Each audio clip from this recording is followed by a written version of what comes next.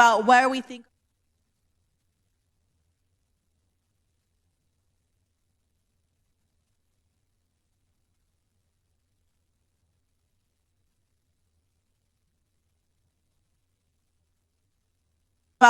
think our investment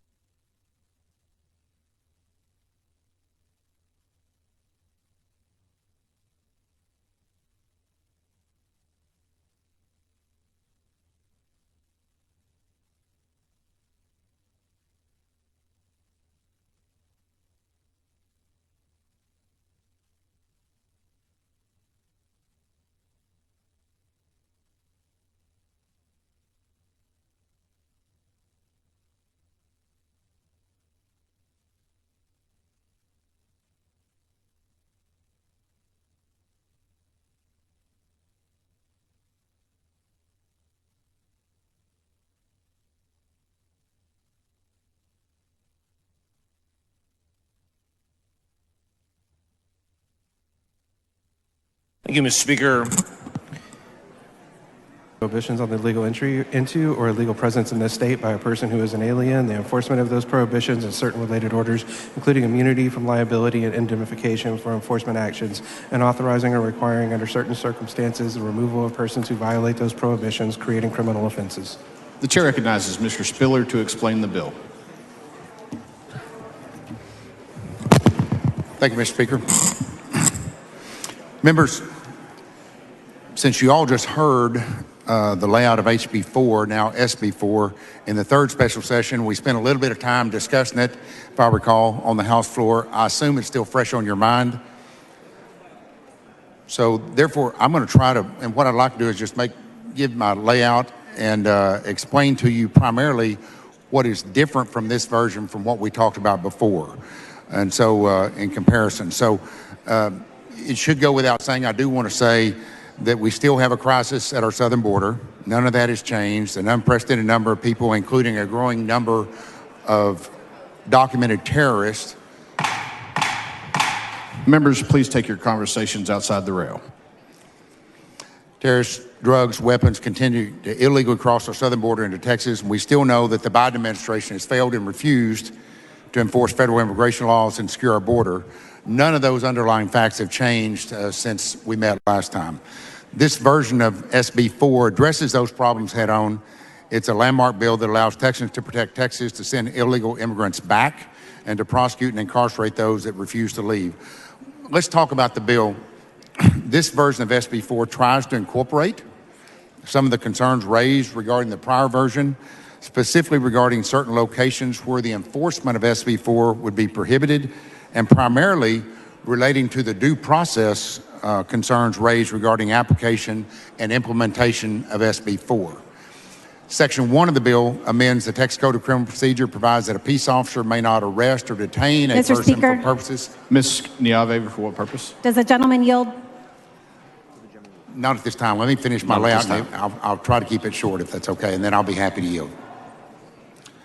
So, about locations where peace officers may not arrest or detain a person for purposes of enforcing the newly created Chapter 51 of the Texas Penal Code if the person is on the premises or grounds of either one, a public or private primary or secondary school for educational purposes, two, a church, synagogue, or other established place of religious worship, three, a healthcare facility if the person is receiving medical treatment, and four, a safe-ready facility if the person is on the premises for the purposes of obtaining a forensic medical examination or treatment. Also included in Section 1 is the language dealing with an order to return to a foreign nation. Now, under this version, relating to the criminal charge of illegal entry or illegal re-entry, this bill provides that the person that's arrested for the charge is taken to a magistrate, and in lieu of continuing the prosecution or entering an adjudication, the charges may be dismissed and a written order issued that discharges the person and requires the person to return to the foreign nation from which the person entered or attempted to enter. The person would have to agree to that order. It assumes that the person has not previously been convicted of the offense, isn't charged with another felony, and further, beforehand, the arresting law enforcement agent would be required to collect all available identifying information of the person, including fingerprints or other applicable photographic and biometric measures to identify the person, and would cross-reference the collected information with all relevant local and state and federal criminal databases and federal list classification used to identify a person as a threat or a potential threat to the nation's security. Likewise, Section 1 includes the same order to return language in the event that the person does not voluntarily agree to return, but is prosecuted and convicted of the offense. And upon that person's completion of the terms of confinement or imprisonment imposed by the judgment, they likewise will be ordered to return in the same manner that we covered earlier. And the order to return would also, this time, state the manner of transportation of the person to the port of entry and the law enforcement officer or state agency responsible for monitoring compliance with the order. Section 2 of the bill describes the elements and affirmative defenses regarding illegal entry, illegal reentry. It also describes the elements for refusal to comply with an order to return. Those provisions are all identical to the prior version of SB4. Section 3 of the bill amends the Texas Civil Practice and Remedies Code. This time, it provides civil immunity for local government officials, employees, or contractors in state court, and indemnification subject to the statutory limits if in federal court. That immunity and indemnification does not apply if the local government official, employee, or contractor acted, as we dealt with before, in bad faith, with conscious indifference, or with recklessness. Likewise, the section also covers civil immunity for state government officials or state employees in state court and indemnification if in federal court.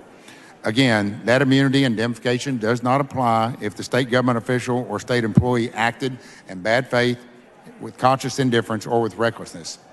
And then lastly, sections 4, 6, and 7 of the bill amend the Texas Code of Criminal Procedure and the Texas Government Code, basically providing that a person charged with illegal entry, illegal reentry, or refusal to comply with an order to return is not eligible for community supervision, which includes deferred adjudication, is not eligible for parole, and is not eligible to be released to mandatory supervision. As I previously stated, in short, I believe SB4 is completely constitutional. It's not in conflict with the precedent set in Arizona versus U.S. It's not preempted by existing federal immigration law. It's not in conflict with federal immigration law. And Texas has the constitutional right, authority, and ability to protect its borders. As I said previously, SB4... Mr. Speaker. Ms. Niabi, you're out of report purpose. Does the gentleman yield now? Would the gentleman yield for questions now? If you'll give me about 30 seconds, I will. In 30 seconds. And so SB4 is a Texas solution to a Texas problem. It's a humane, logical, and efficient approach to a problem created and fostered, again, by the Biden administration's failure and refusal to secure our border. There's nothing unfair about ordering someone back from where they came if they arrived here illegally. So I applaud Governor Abbott again for adding this issue to the special session call. With that, I will yield. Ms. Niabi, you're out of report purpose. Does the gentleman yield? The gentleman yield for questions. I will. The gentleman yields. Thank you, Representative. We've talked about how your bill is not just a border bill, it's a bill with statewide ramifications, correct? Well, I do believe it's a border security bill, but yes, it has statewide implications. Okay, and so it's applicable, a law enforcement officer can apply this anywhere from Dallas to Houston to El Paso, correct? If the officer believes that the probable cause exists in that instance and that they can prove each and every element of the offense beyond a reasonable doubt, yes. Okay, and I want to turn to the illegal reentry section on page 6 of your bill, and because we have to discuss and have serious concerns. We've talked to you about our concerns about the unconstitutionality of this. So specifically for the illegal reentry, one of the key elements of the offense is that it applies to aliens as defined under the statute, correct? Correct. Illegal reentry is patterned after 8 U.S.C. 1326, yes. Right, and there's language that says if, and I hate to use that word, but you've included it and you've defined it in there, so that's why I'm using that term. But it says if the person enters, attempts to enter, or is at any time found in the state after the person, then there are 2 subsections that explain like if they had been deported in the past, correct? That is correct. Okay, and so the part that says at any time, so if this person, this alien, this individual who was found at any time in the United States attempts, what does that mean, at any time found? Well, I mean, it's the same. What it means is what it states there, and which is exactly word for word the same wording, because we didn't want to be in conflict with federal law. So it's the same wording that the federal government has used for decades. But let me ask you this, because you talk about conflict, and I think this section is very broad and actually in conflict with federal law for several reasons. One, we discussed in a meeting that this section does not have the same affirmative defenses as are listed out for illegal entry, correct? You're correct. So if a person, let's say under this illegal reentry charge, even if they had been deported in the past for whatever reason and were found at any time anywhere in Texas, that even if they are now a lawful permanent resident, if they have legal status, they can be charged now with this Class A misdemeanor of illegal reentry, correct? I don't know that that's what it says. They have no defense. They have no defense, correct? You asked me the question. Let me answer. It does define it as an alien, as that term is defined. And I'm sorry, Mr. Speaker, I can't hear the author. Members, please take your conversations outside the rail.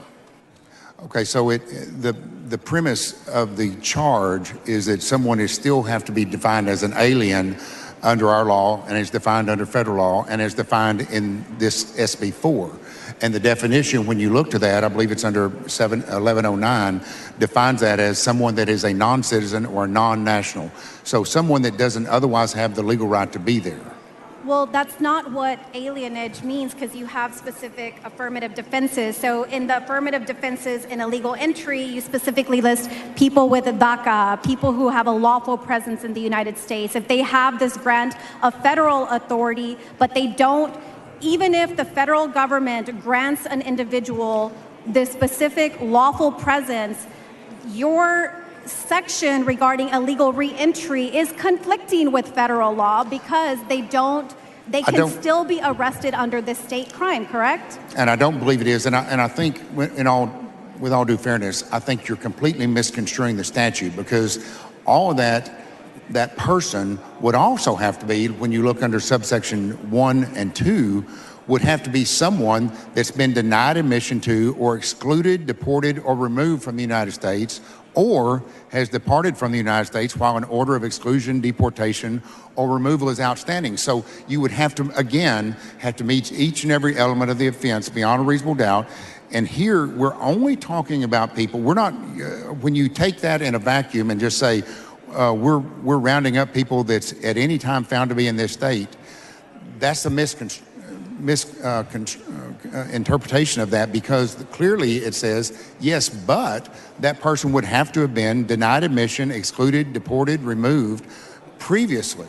Right, but what if, Representative Spiller, the person adjusts their status and has lawful status? If they are found at any time in Texas, they can be charged under illegal reentry. And that's my point. This is where this broad sweeping component that they can be found at any time in Texas, even if they adjusted their status, there's no defense for them under this provision of your bill. Well, so why didn't you include the affirmative defenses to illegal entry? Why didn't you include those affirmative defenses to illegal reentry? Because 8 USC 1326 for reentry uses this definition. We tried not to stray from this federal statute. We've applied that here in SB4, and it used the same definitions. And so the facts are different. Under illegal entry, we're not talking about people that have previously been removed, deported, excluded. We're talking about something completely different here. And so the facts are, the elements of the offense for illegal reentry are therefore different than they are for illegal entry. Is it your intent that, quote, being found at any time in the state is an attempt to indefinitely subject someone to punishment under this statute? I'm sorry, I couldn't understand that question. Is it your intent that if an individual is found at any time in the state, as defined by your statute, is that an attempt to indefinitely subject that person to punishment? Well, as we've talked before, the range of punishment for this is, unless you get into an enhancement, is a Class A misdemeanor. That limitation period is 2 years. It's not indefinite. It's not 5 years, 10 years, 20 years. It's 2 years, and the statute, and that it is limited to people that don't have the right to be here, that have already been ordered removed from our country. So if anybody, to clarify, because I want to make sure we understand, so if somebody who is found in the state after the 2-year statute of limitations for the Class A has run, are they subject to this offense? It depends on the facts. It depends on the circumstances. But what I'm saying is, it makes it sound like it's something similar to what you're describing is what Arizona did when if you're here illegally, show us your papers. If you're here illegally, we're going to round you up and we're going to prosecute you. That is not, I want to be very clear again, that Senate Bill 4, that is not the intent of Senate Bill 4. That is not what Senate Bill 4 says.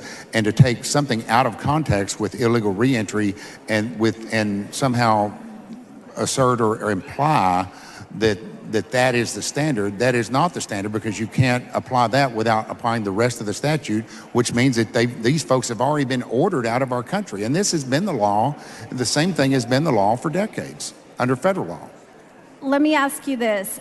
So a person who is brought into the United States as a child, they're deported with their family, they grow up in their home country, then that person marries a United States citizen. They go through the entire process to legally re-enter the United States as a permanent resident. They would be criminalized under the illegal re-entry statute. I do not believe so. Do you want to know why? Yes. Let me tell you why. Because the first thing, if you look in the definition of illegal reentry, a person who is an alien, if that person has now obtained citizenship and gone through the correct port of entry and applied and gotten citizenship in the United States, regardless of what happened before, this statute does not apply to them.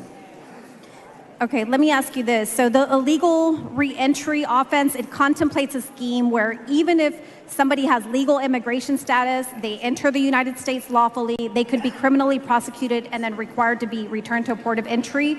So this appears to be substituting the state's judgment for the federal government in terms of who belongs in the country. How is this not immigration enforcement?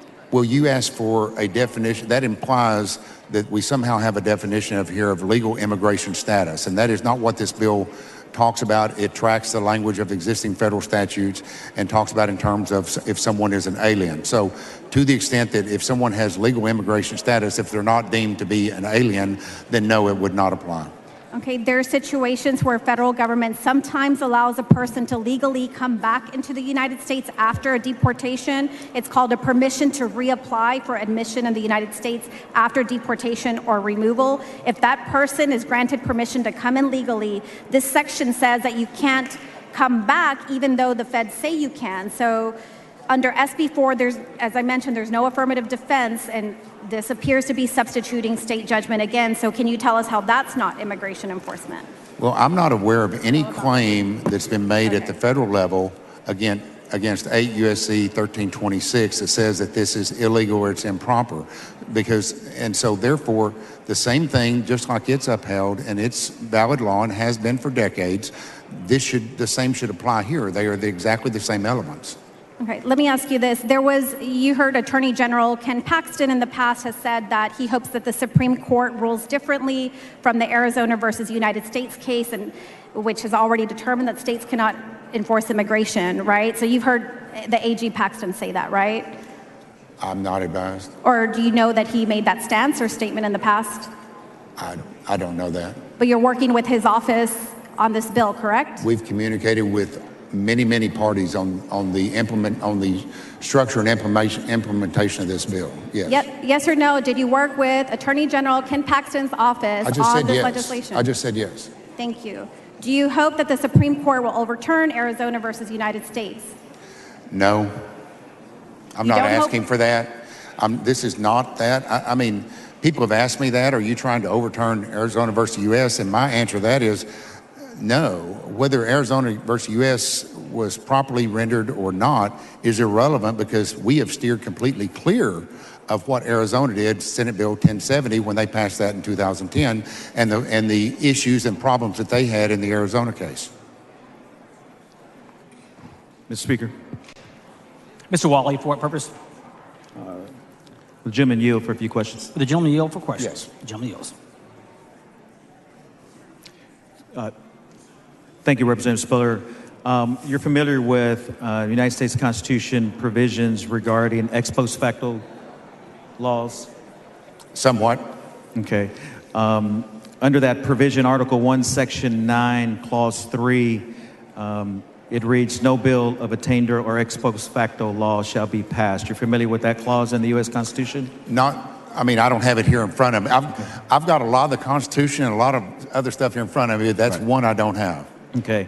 And in addition to that, that clause applies to states in Article 1, Section 10, Clause 1, where it reads that no state shall pass any ex post facto law or law impairing the obligation of contracts or grants of any title of nobility. Are you familiar with that portion of it specifically? I'm familiar with the concept. I've read it sometime, but it's been a while since I've looked at that, frankly. Fair enough. And are you aware also that the Texas Constitution also, Article 1, Section 16, talks about bills of attainder, ex post facto, or retroactive laws? Are you familiar with that? I'm somewhat familiar. I've looked at that as well. In the practice of law, we've run across a lot of things. Ex post facto is not one we run across very often. And the theory about ex post facto laws are that once you pass a law, that moving forward from the date of enactment, that those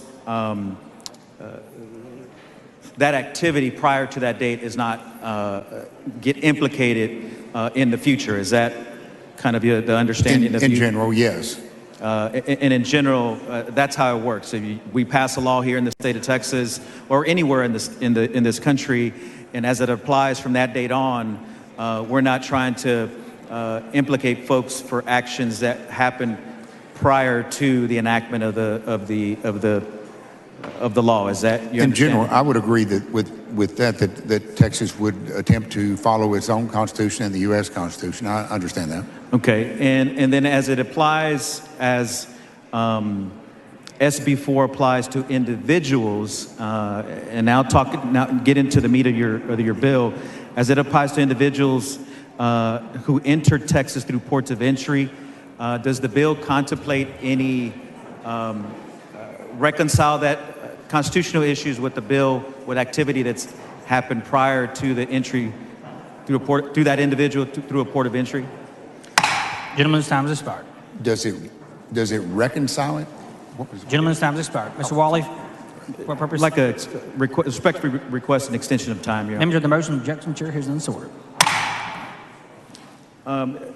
So, knowing that we have ex post facto laws, I take that back. We have constitutional precedent on ex post facto laws, and or the enactment of those type of laws. And in reference to SB4, how does SB4 apply to individuals who enter Texas between ports of entry prior to enactment of this bill in the next couple of days?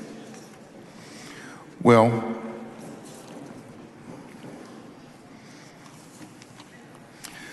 the bill provides for an effective date from when it's passed. Correct. So, but I think the principle, the elements of the offense would still have to be met. Or if we're talking about for illegal entry, illegal reentry, and order to return. So order to return is not going to be. All right, let's eliminate them in reverse order. Order to return is not going to apply because that's only going to be applied in response to the enforcement of one of the other two provisions. And I think that's what we need clarity on, right? Because at some point, you're going to have a date of enactment, right? And you have individuals that have entered the state of Texas through a port of entry, which would be not even a hypothetical, not even a theory. It'd be a fact that they would have entered prior to the enactment of this, the date of enactment of this bill. So how do we reconcile as they entered through a port of entry at some time in the past, the enactment of this bill, SB4, moving forward, how do we reconcile the two? Right. And what I'm trying to address, as I understand, there are three separate criminal offenses set forth in SB4. The last of which is a refusal to comply with an order to return to a foreign nation. That would not be applicable in the instance that you discussed, because that could only be applied once someone is detained and ordered to return, and if they refuse to do so. So number one, that one would be exempt from it. The other one, the second one, having to do with reentry, is a different process as well. I don't think that it would apply. The one on illegal entry, Yeah, that's what I'm trying to reconcile with the bill right. in reference to constitutional precedent, state, U.S. and state constitutional precedent as it relates to your bill, and for actions that have happened prior to the enactment of the bill, we would potentially be criminalizing behavior that happened Right. prior to the enactment of the bill. You see, And my you see where I'm understanding is getting? that there would be no attempt to seek any retroactive enforcement of this as it relates to the elements Right. of illegal entry. So if someone were,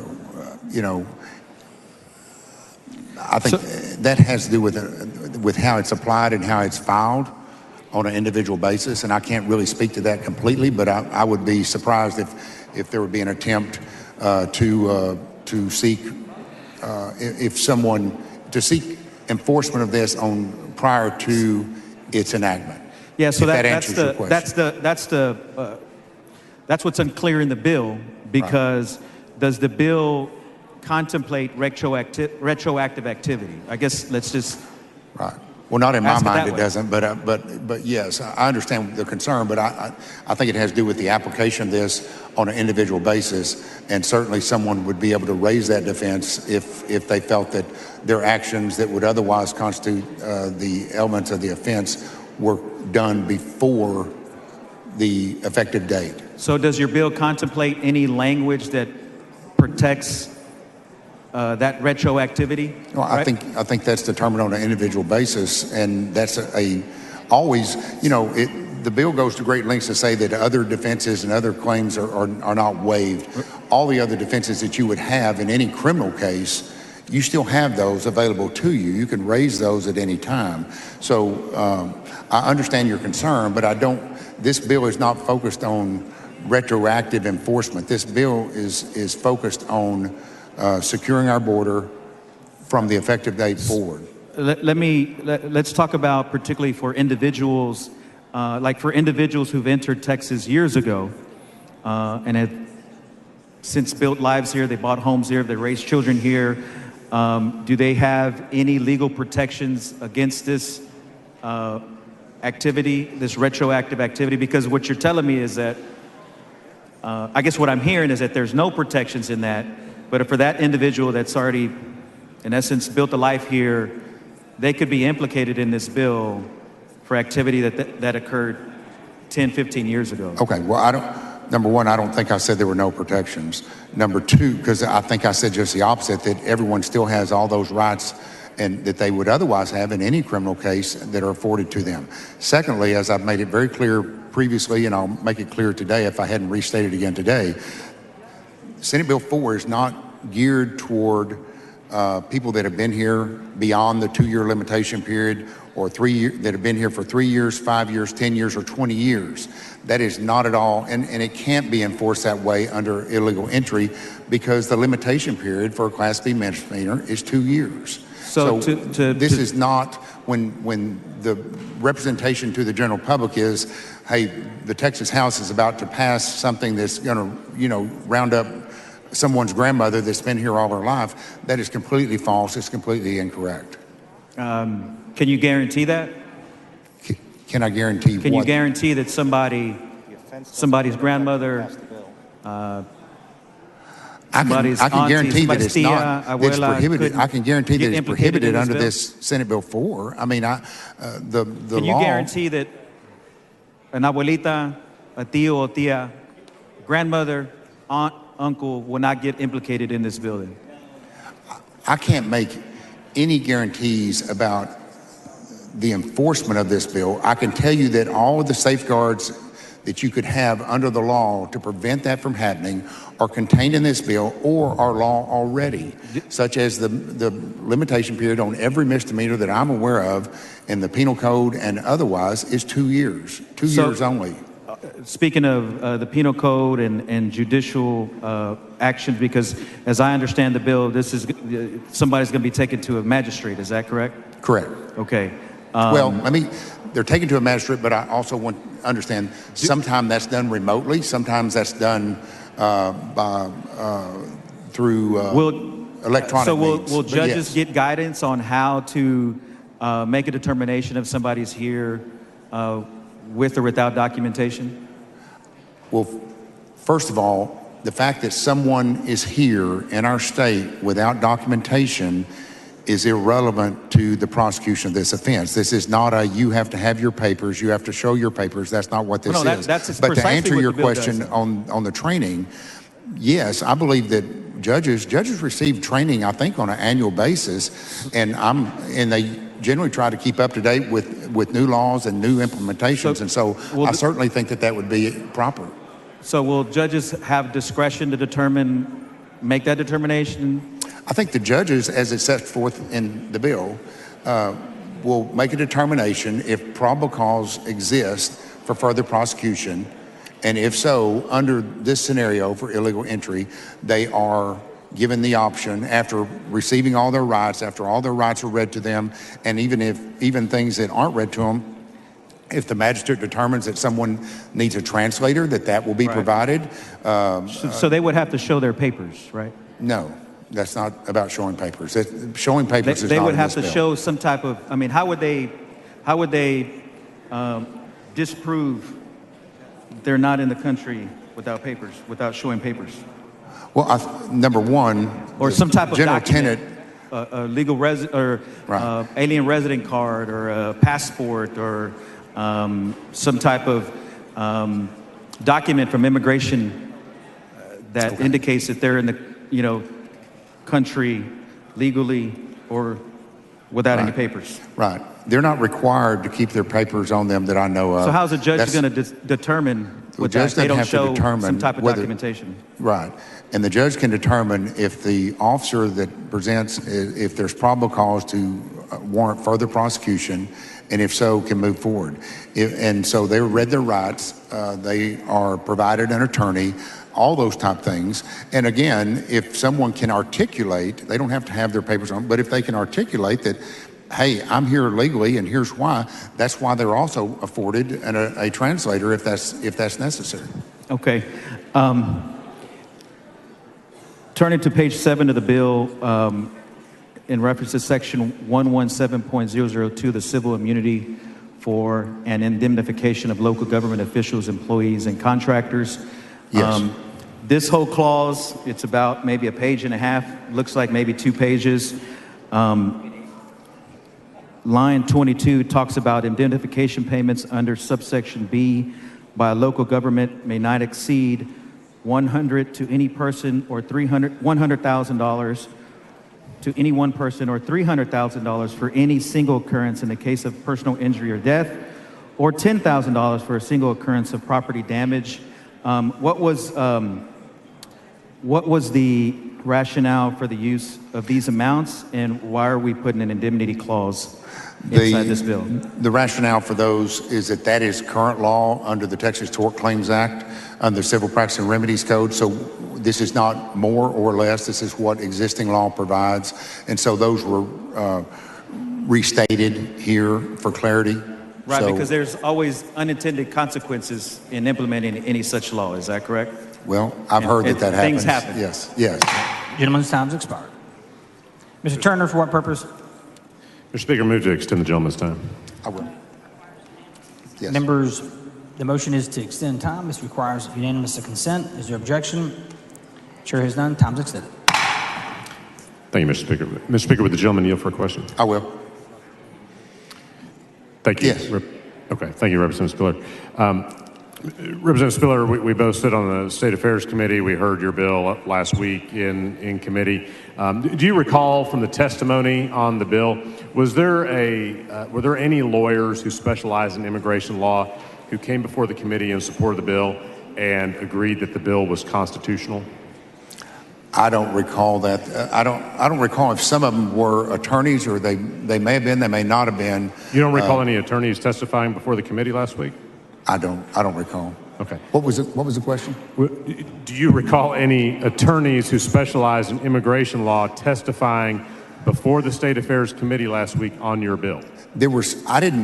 I don't know if some were attorneys or not. Some spoke with some authority, so I thought they might be, but I didn't ask them if they had a law license or not. So, well, I'll represent to you that several witnesses we heard from informed the committee in their testimony, their sworn testimony, that they were in fact attorneys, right, and were in fact specialists in the area of immigration law. Yeah, I heard a lot of their testimony. That? I recall some of that testimony. Yes. Okay, good. So now that you recall it, did any of them say this is a bill that will meet constitutional muster? Well, again, I heard from some people that may have been attorneys, and I really don't know whether they did or not. The ones toward the end of the day that said, "I'm an immigration lawyer," those people, no, I didn't hear any of them say they love the bill. Yeah, So, and the fact is that all the attorneys who we heard testify in committee on this bill said it is without question unconstitutional. well, Is that again, right? I can't say that because there may have been some that had a law license that are attorneys that testified earlier but didn't identify themselves as such. So I can't say that, but the ones that did say, "I'm an immigration attorney," I don't recall any of them saying that they love the bill. Yes. Yeah, okay, all right. And I recall that I think there were two witnesses in support of the bill, one from the TPPF and another was a landowner in I believe in the Waco area. So let me ask you about some, with respect to asylum, because I think this is really important. So what happens if, before or during an arrest, under the provisions of this bill, a person tells a police officer that they are afraid to return to their country of origin and that they are here trying to seek asylum? What happens in that case? It's a non-issue under our bill, under this bill, because we, again, and I've stated it before, but I'll state it again today, this bill does not want to interfere with anyone's ability to claim asylum. They can claim asylum, they can do that right now. This bill does not say they can't claim asylum. This bill says if they cross illegally, then they can't come across and say, "King's X, I now want to claim asylum, you can't do anything to me." That's not what this bill does. This bill says we have laws, if passed, we have laws, they're in line with federal law, and you don't get to use that as a defense. Now, if someone wants to come into our country, they have every right to do so legally, and they have every right to claim asylum, but not as a defense to criminal prosecution. Well, to go to my specific question, if someone is detained under this bill and they say to the arresting officer, "I am here to seek asylum," basically you view that as a King's X that is not going to be permissible under the bill. That person is still going to be arrested and brought before a magistrate. Is that correct? That is correct. Okay. So what happens if during an arrest or before an arrest, a person tells a peace officer they want to speak to a federal officer? If a migrant crosses over and immediately seeks out a peace officer and asks for asylum, is it correct to say that the officer under this bill, and I think you just answered this, would arrest the person and charge them with the crime of unlawful entry without any asylum determination? It sounds like that's what you volunteered in the last We don't answer. want to be in the business. We don't want to do something unconstitutional, contrary to what some may think. And we don't want to be in the business of determining asylum or status or anything, but you can't cross illegally and then claim asylum under this bill as a defense to prosecution. So we don't want to prohibit anyone from seeking asylum. We don't want to prevent anyone from coming across legally. We don't want to prevent anyone from speaking to a federal government official in regard to that. But this bill only prohibits illegal entry into our state at a place other than a port of entry. We're not getting into asylum. We don't want to get into federal law. We want to stay clear of that. So that's the purpose of this bill. Right, but by not getting into asylum, what you're saying is if someone tells a Texas law enforcement officer or a local law enforcement officer that they want to seek asylum, you are not going to, under this bill, they're not going to be permitted to do that. They're going to be arrested and brought before the magistrate. Well, no, I'm not saying they can't do that. That's not what this bill says. The bill says they can't use that as a defense to criminal prosecution. It doesn't say you can't claim asylum. There's nothing in this bill that says you can't claim asylum. Will they still be brought to a magistrate under this bill? Sure. I mean, that's our process. If someone's charged with a criminal offense, they're entitled to be taken to a magistrate. In my view, that would be a direct interference with the federal asylum process. But I think we have your answer, so I'll move on. So I want to revisit the portion of the bill that talks about illegal entry or, I believe it says, attempts to enter the state. Do I have that right? Attempts Correct. to enter the state unlawfully? Okay. So what does that mean exactly, attempts to enter? That's a good question. I would assume that that means also, if technically, let's say, for example, someone comes from Mexico, we have the Rio Grande River, let's say the middle of the Rio Grande River is from this side forward is in Texas. But maybe they're not, but the land is over here. If and to the extent there's a determination that someone is not really on our soil yet, but is in the water, but they are on our portion of the river, have they attempted to cross? Yes. Have they actually crossed? I don't want to be in the position making that determination, but it could very well be that someone is on our side of the river, they're attempting to get over, they're apprehended before their feet hit the ground. That would be, you still could be charged the same way as if they entered, is because that would be an attempt to enter. That would be the first thing that comes to mind as far as an attempt. That's what came to my mind too, and I want to make sure I wasn't missing something. So someone literally swimming across or walking across the river, depending on the location, if they are in the water but on the U.S. side of the river, that is, they could be caught up in the attempt to enter language in the bill and detained at that point. And I have not researched, in all fairness, what, if that's considered entering versus attempting to enter. I'm just with you. That's the first thing that came to mind is someone's attempting to do that and they're apprehended, or maybe they cross, or I don't know. Maybe they get over and then they try to evade officers and What they if apprehend they them. come over and they try to go back? Don't know.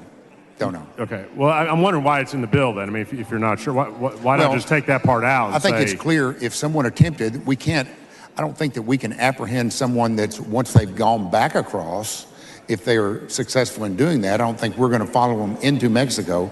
But to the extent that they've attempted to come in and maybe they evade officers, but they're still on our side, if they haven't gotten on the ground, maybe they're not, maybe they're just attempting and they hadn't gotten here. I don't know.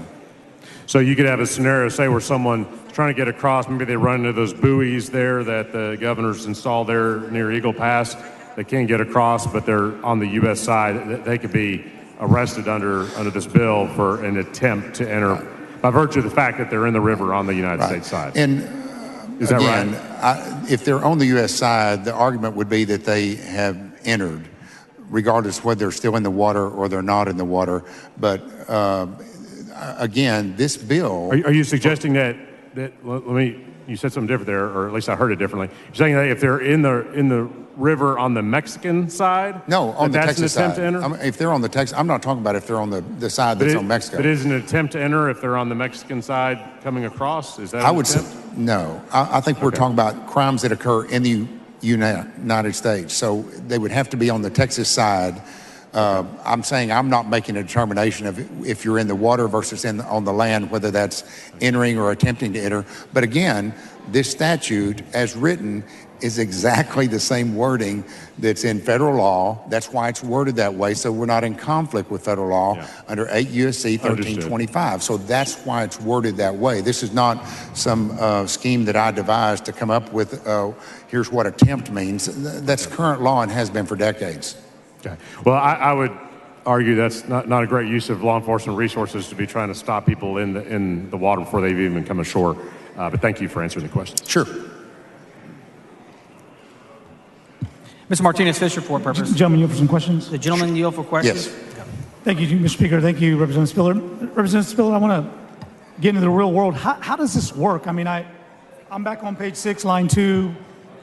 I can crystal clear, if you're caught trying to enter the country, that makes a lot of sense to me, but this, or is at any time found in the state after the person has been denied, et cetera, et cetera.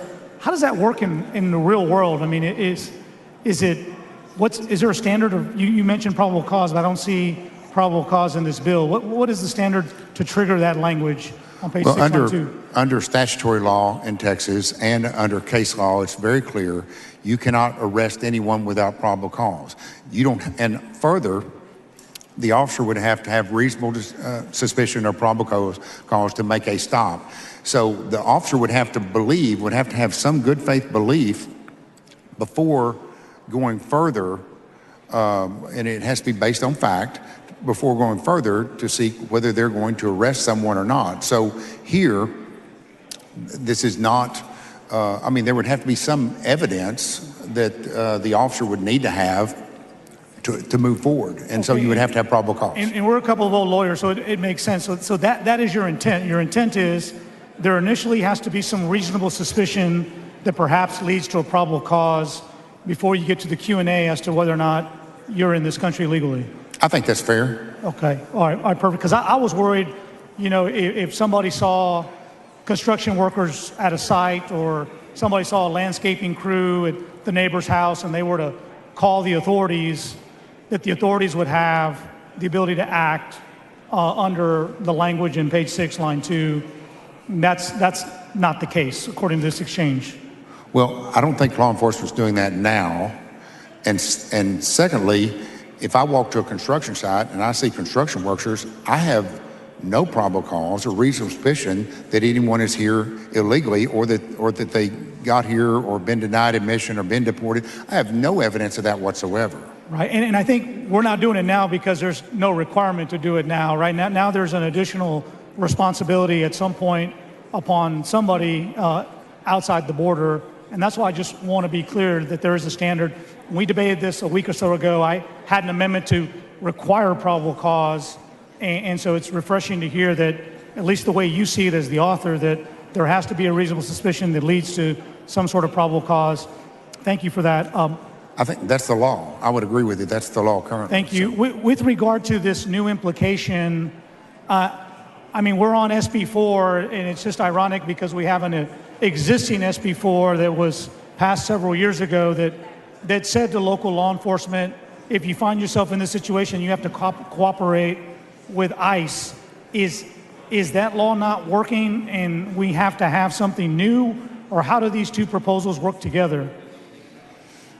I'm not really advised as to, I think that was before my time here in the legislature, so I'm not as familiar with that provision, but I know what this SB4 is to deter illegal entry into our country, in our state. I understood there, but what does an officer do, right? Because you weren't here, that's okay.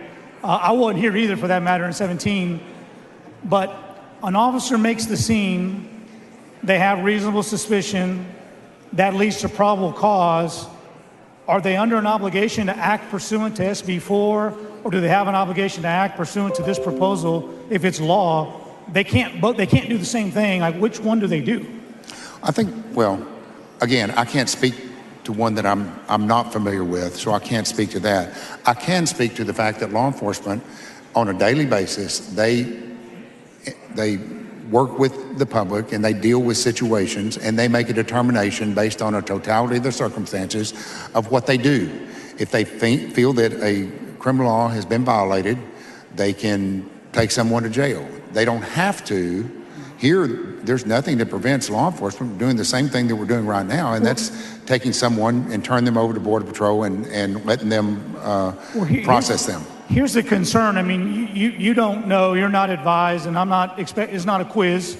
I mean, but we have two policies that direct local law enforcement to do two things. Currently, they're obligated to reach out to ICE. This proposal says, no, you take matters into your own hands. The problem with the existing SB4, if a local law enforcement does not cooperate with ICE, they can be sued by the state of Texas. They can be removed from office in the state of Texas. So we're talking about major consequences. And so if it's not clear in this proposal, and if you're not advised, I think we need to get advised because it could cost somebody their job. Right. Let me say this in response. My practice has been, and I've practiced criminal law for a number of years, is that there's nothing here that prohibits law enforcement from contacting ICE. If there's someone here illegally, law enforcement certainly has the ability to do that, and if they have an obligation to do that, so be it. That's not covered under this SB4, but if they have that obligation to contact ICE didn't go away. And what I have found is typically when someone is prosecuted and ICE is contacted, and ICE may have a hold on them while someone is detained, ICE, when notified, they've got 72 hours to come pick them up and process them and do whatever, but typically they may wait until the local authorities have finished with whatever they're going to do and there's some sort of final disposition of that case before ICE will come pick them up. In other words, either they've served their sentence, they pled the time to serve, whatever they may be, and at that point ICE will be involved. So there's nothing in this bill that says that ICE is not contacted by law enforcement. And if there is nothing in the bill, Gentleman's time's expired. Mr. Speaker, I move to extend.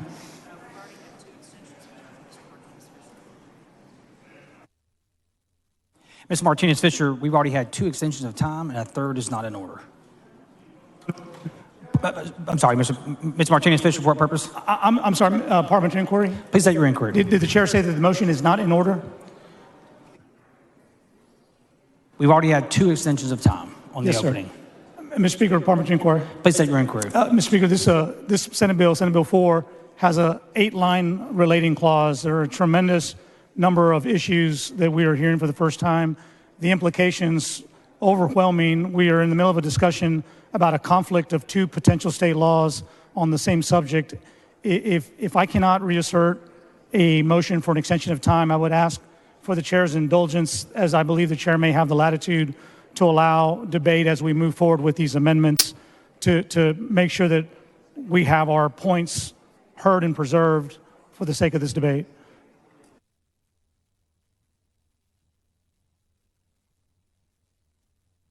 Mr. Martinez-Fisher, the next amendment will open this bill up for all the debate that I think you're interested in, sir. Thank you, Mr. Speaker. If I could just have a chair and I'll patiently wait. Thank you, Mr. Martinez-Fisher. Ms. Niave-Criado.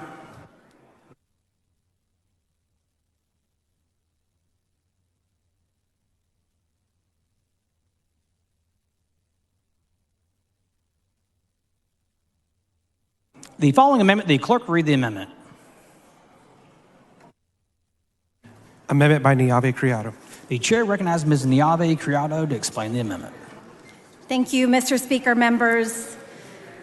I bring this amendment before you for a vote to strike the enacting clause of Senate Bill 4 because before us in Senate Bill 4 is a state-propounded immigration-related law that regulates